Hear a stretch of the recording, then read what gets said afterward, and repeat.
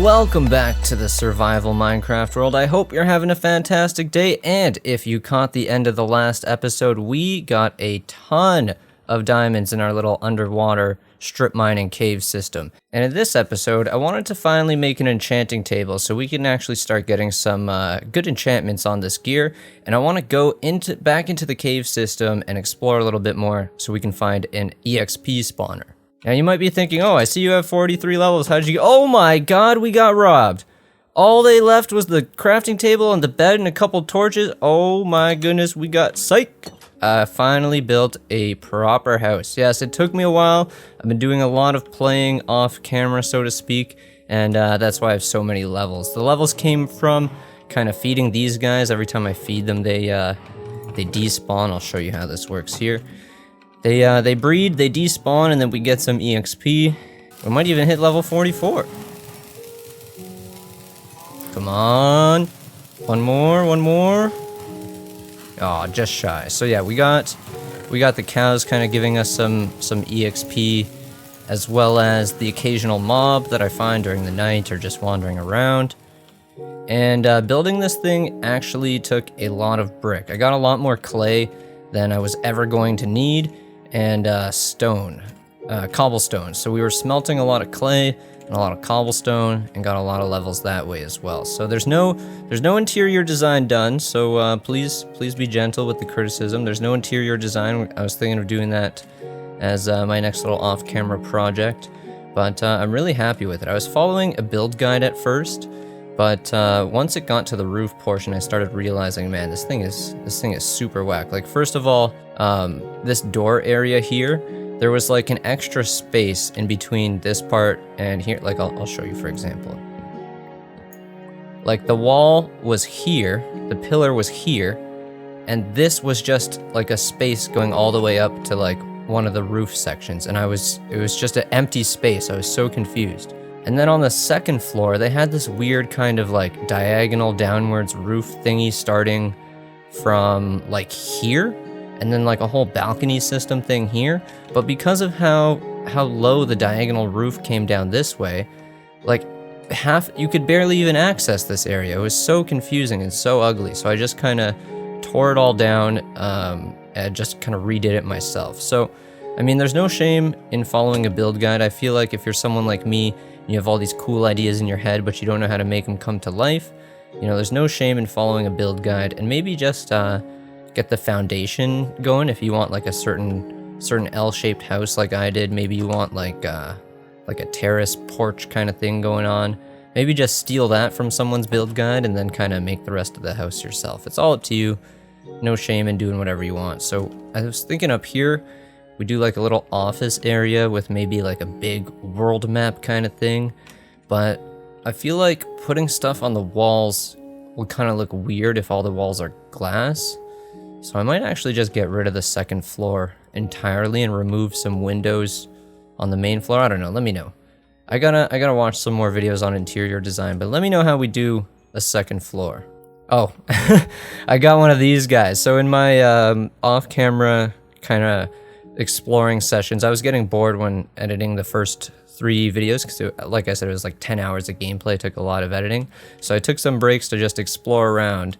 And at one point I was in a desert and I found a bunch of desert temples, and then in the desert temples I found a crap ton of saddles and horse armor. So I was like, you know what, if I'm going to be traveling through a desert, I might as well put a saddle on one of these horses. Oh, the reason why I was exploring out, I was looking for a jungle so I could get bamboo to make scaffolding, because I was using like dirt scaffolding the whole time while building this and just taking a bunch of fall damage instead of like destroying the dirt underneath me. So I was like, you know what, once I build the iron farm, I'm gonna need some proper scaffolding. So we finally went out and we found a jungle, and this jungle was so far out. It was the furthest I've ever traveled in Minecraft. It was like 10,000 blocks on the x-axis. The jungle was so cool. It's like on this little tiny island, and the whole jungle was just encased in this one little island. And it only takes a couple of minutes to go around the entire island, and I went to the back to get the coordinates, and it was literally at like 10,000 x and 0 on the z-axis, which I thought was super cool. 10,000 and 0, just this little jungle island. I didn't really go into the island. I just took a bunch of bamboo from the edges. So we're gonna have to go back there sometime and see if there's pandas or parrots that we can tame. But enough yapping, we'll continue that while we are in the caves looking for a mob spawner. Now let's get to it. Let's get enchanting. I already made the bookshelves. Now all we need is the table. So I was thinking we can put it up here in the little office space. Or maybe over here on this side. And then we do like that and like that. And that should be the full enchanting power. But we gotta light this up a little bit. Oh, I need lapis.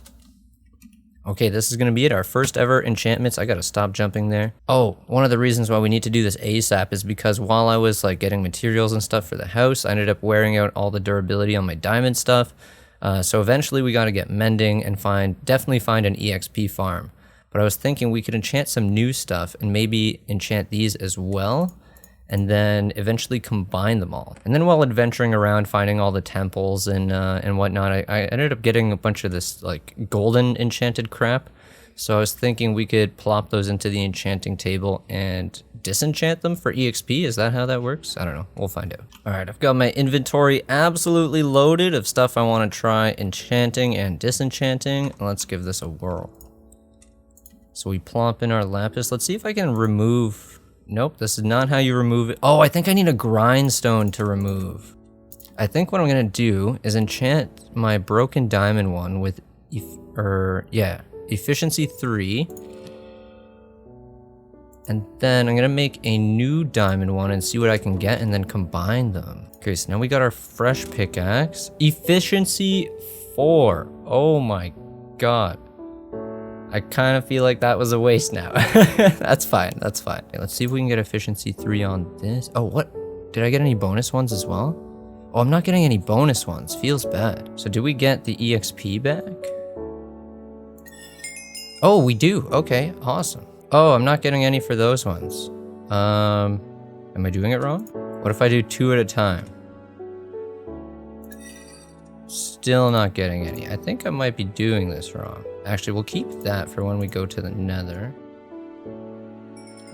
Oh, I was getting EXP. It was just stuck in the corner. What the hell? Okay, so now we're at 36. So we can get 3 more enchantments out of this bad boy. Unbreaking. Man, I hate getting all the gold enchanted stuff from chests and stuff. I hate the gold tools and the armor. It's just, it breaks so easily. It's so useless. We're not getting any bonuses. Did I do it wrong? 30. I have the correct layout here, right? We're not getting any bonuses. Feels bad. Unbreaking. Oh, that's what I'm looking for. Nice. Okay. There we go. Now we got some bonuses. Unbreaking 3. I've never... Oh, there we go. Oh, Respiration 3 and Depth Strider 3. Okay, we got some good swimming equipment. But I've never had so many rolls without getting any like bonus stuff. That's crazy. All in all, pretty good. Got some decent enchants. Let's go mob spawner hunting. And we need the shield. Extra shield's always good. Oh, so one of the things I mentioned in the very first episode was I marked off my spawn chunk, which is this ugly little dirt pillar thing here. And I talked about doing that, but I didn't talk about why I was doing that. And the reason for that is, oh, super lag. Is around your spawn chunk, there's like this 19 by 19 chunk area, and no matter where you are in the overworld, the stuff that's in your 19 by 19 chunk area is like constantly loaded in. So things like an iron farm will always be running when you're in the overworld if it's built in your 19 by 19 chunk area. Things like crops and I believe animals don't actually age unless you're close to them, and you have to be like decently close. Like for example, when I was over there building the house, this crop farm here wasn't aging. So for crops, you have to be, decently close to them. But for things like iron farms, no matter where you are in the overworld, your iron farm is still going to be going. All right, let's go check out these caves. Hopefully we can find a spawner. Now, when I was doing some adventuring looking for bamboo, oh, I'm swimming so fast now because of my depth strider and whatnot. I just realized. When I was looking for bamboo, I ended up finding a badlands or mesa biome. So if we don't find a spawner down here, we can always go back to the mesa biome because I was seeing mine shafts like sticking out of the walls everywhere. So as you know from the 3rd episode, we were strip mining down here and I found a crap ton of diamonds, but I also found a few connections to some caves. So that's what we're going to explore today, and hopefully we can find a source of EXP. So yeah, if we come down here, oh, nope. Oh, I think I might have finally found it. Maybe it was this area of the branch mine? Yeah, it was this area of the branch mine. Okay, so here's where it starts opening up and getting pretty dangerous. So we're going to start exploring and hopefully we can find a mob spawner. Okay, I hear you, zombie. I hear you. When I was exploring and just looking for jungle, I found a bunch of sunken ships and buried treasure maps, and a bunch of those kind of little underwater drowned hideout thingies, I like to call them. And if you saw in episode 2, I had 2 maps that pointed to the same location. And while I was doing some exploring, I found 2 more maps that pointed to that exact same location. So I did a little bit more testing, and what I realized is if you find multiple maps like near each other, there's a I don't want to say high chance, but there's a chance that they're going to be pointing to the same treasure chest, even if you didn't actually like open the chest that contains the second map. Like, how do I explain this? I found 2 maps, right? And they pointed to the same chest, and I saw in the same location there was a sunken ship. So before I went into the sunken ship to get the map that was in there, I investigated the 2 maps I had that pointed to the same X marks the spot. I got those, I went back to the sunken ship, I went in the sunken ship for the first time, and the map that was in the sunken ship was the same map, the 3rd edition of the maps that I just found. So even though I had not even, opened the chests in the ship and kind of loaded the contents in, is what I'm trying to say, the map still pointed to the same location. So I feel like if you get a couple maps that are close to each other, there's a pretty high chance that they're gonna point to the same treasure. So after getting scammed by 4 maps pointing to one location and 3 maps pointing to another location, oh, they're in there. I've decided that every single time I find a buried treasure map, I'm just going to go dig it up instantly, because I also realized that the X is always going to be near the spot where you found the treasure. So when I was looking for the bamboo jungle and I traveled out like 10,000 blocks, when I finally went back to find the treasure that the map pointed to, I had to travel like all the way back out near the bamboo jungle to even like get on the map. So from now on, I'm just going to go find treasure maps as soon as I get the map. Oh, lots of zombies coming from up there. What happens if I go up here? Do I die? Is there a creeper? Yes, there is a creeper.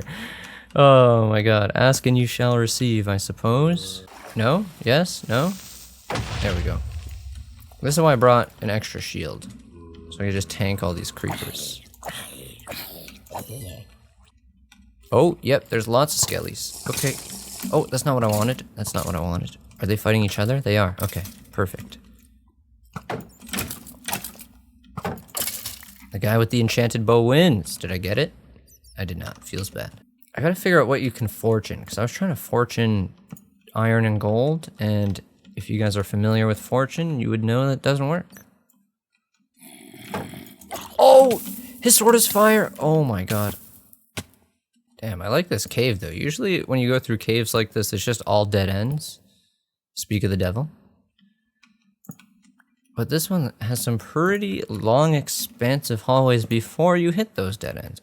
Oh, you guys hear about that whole Luke the Notable thing? That Minecraft dude trying to pull a whole Fine Bros and trademark the whole 100 days in Minecraft idea? Except the thing is, when you try and trademark an idea like that, like 100 days of, insert topic here, you're not just going after Minecraft, you're going after like anyone who is going to do 100 days of anything, which is, a pretty common a pretty common marker if you're doing some sort of challenge, like 100 days, 10 days, 50 days, like those big round even numbers, you know, they're pretty common. It's not like you're the only person to ever think of that thing, right?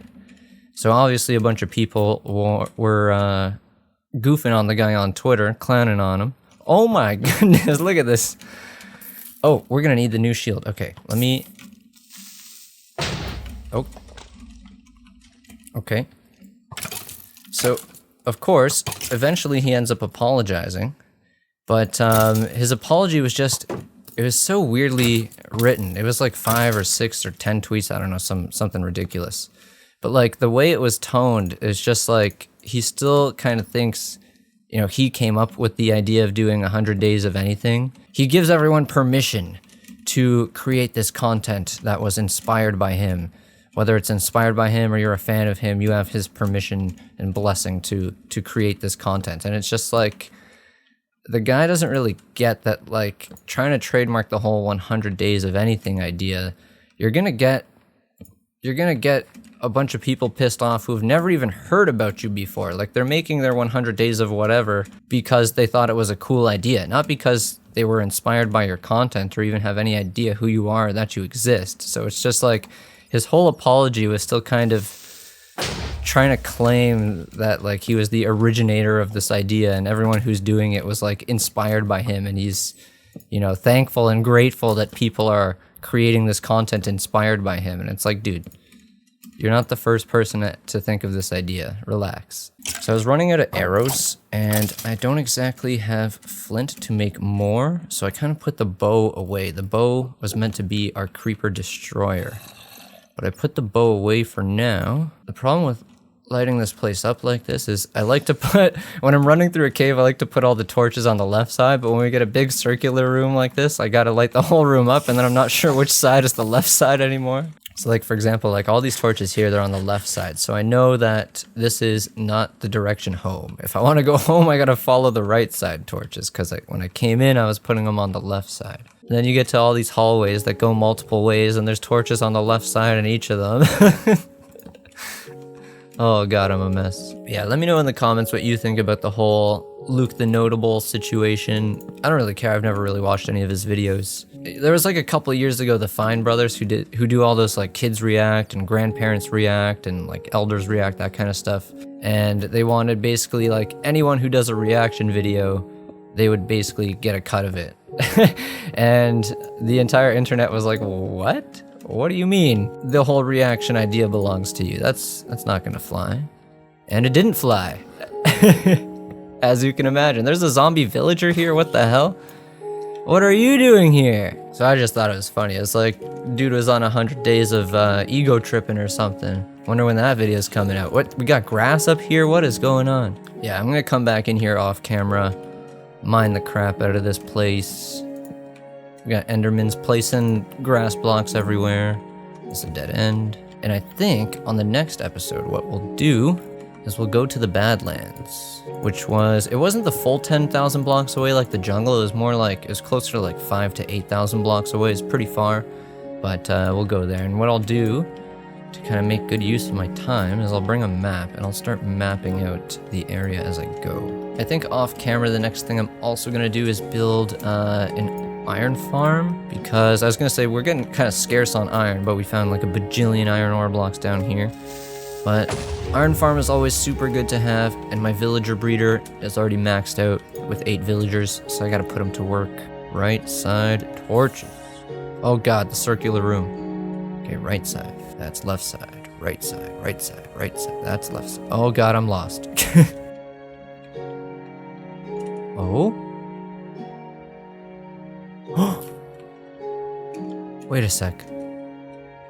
There's obsidian here, which means I water bucketed the heck out of this place before, which means we found the exit. Let's go.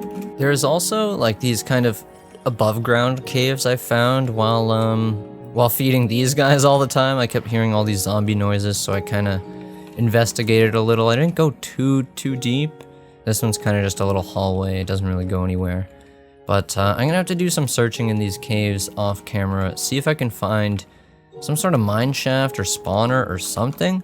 And if there's nothing in there, then I guess on the next episode, I will take you guys to the Badlands. But for now, let me know in the comments what you guys think of all the Luke the Notable 100 Days stuff. I just think it's hilarious. I don't really care either way what the guy wants to do. People are free to do their own thing. Let me know in the comments what you think about the whole thing. I just think it's a big joke. Let me know what I should do with this interior design up here. I'm thinking maybe scrapping the second floor, but let me know what you think. But any sort of interior design decorating tips you have for the second floor or the main floor here would be greatly appreciated. And like, I don't know what it is, but there's something about the outside of the house that just looks so plain to me. And I tried like where the glass is here, I tried different stone finishes, I tried different wood finishes, and everything just looked so off to me. So eventually I replaced it with glass, but now I'm feeling like if I do some interior design, you'll be able to see everything through the glass from far away, which will look weird. So, dilemmas. But that's it for me. If I don't hit the stop recording button here, I'm probably going to keep rambling on for another 30 minutes. So thank you so much for watching. Make sure to subscribe if you haven't yet already. And I'll catch you next time.